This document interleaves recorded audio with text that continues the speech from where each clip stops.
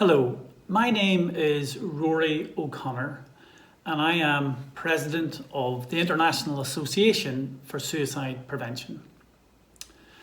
Today, World Suicide Prevention Day, I would like to say a few words about what we've been through in the last 18 months, together with maybe our thoughts and priorities for preventing suicide in Northern Ireland and beyond in the 12 months ahead.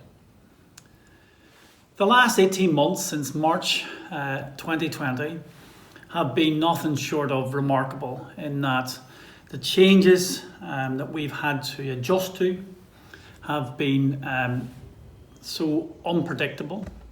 And we know from work certainly we've been doing in terms of monitoring people's mental health is that what's really clear is that the impact on people's mental health and well-being across the UK has not been uniform.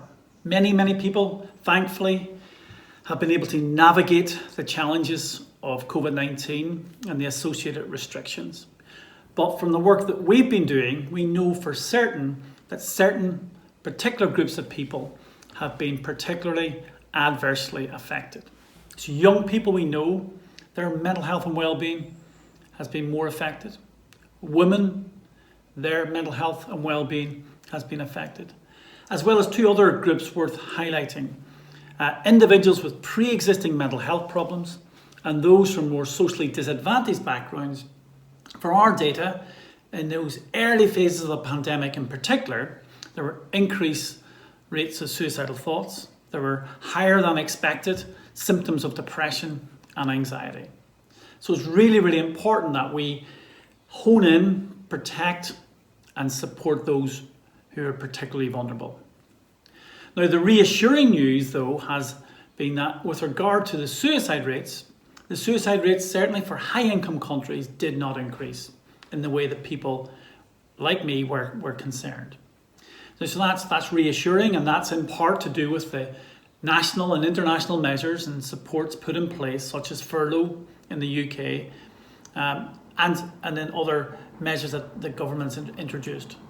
But our concern moving forward, though, is that as we emerge from the pandemic, the emergence and recovery will be bumpy.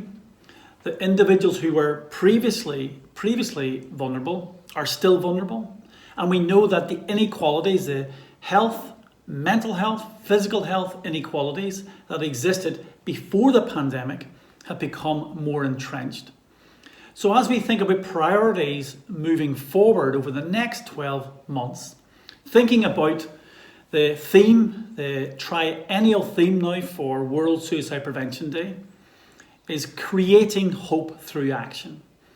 And I suppose the key message for me as president of YASP, of the International Association for Suicide Prevention, is this idea that we all can do something to create hope. And by creating hope through action, through our actions, no matter how big or small, we could either help start a life-saving conversation with somebody, and that creation of a life-saving conversation, that sense of connection or helping somebody else feel less alone could contribute to saving a life. So my plea and my sort of message today on World Suicide Prevention Day is to everybody working in Northern Ireland or living in Northern Ireland that we all have a role to play in suicide prevention. It doesn't matter who we are. And what's crucial is even small acts of connection, small acts of kindness can interrupt suicidal thoughts so that those suicidal thoughts do not get translated into suicidal acts.